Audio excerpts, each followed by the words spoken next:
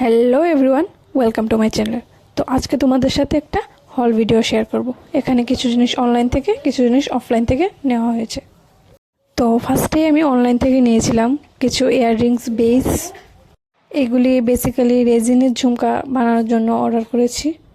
তো এখানে আমি টোটাল 5 জোড়া ইয়াররিংসের সেট নিয়েছি। দেন নিয়েছি একটি মিরর, এটার সাইজ ছিল 8 ইঞ্চের। অ্যান্ড দেন নিয়েছি 3টে MDF board, এগুলিরও size 8 inch.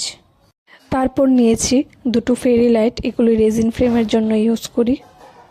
And then নিয়েছি একটা এমব্রয়ডারি ফ্রেম, ছোট সাইজের ফ্রেমগুলি হয় না, ওইগুলি নিয়েছি।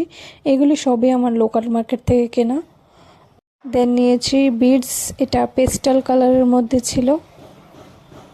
তারপর নিয়েছি 2টো পার্ল চেইন।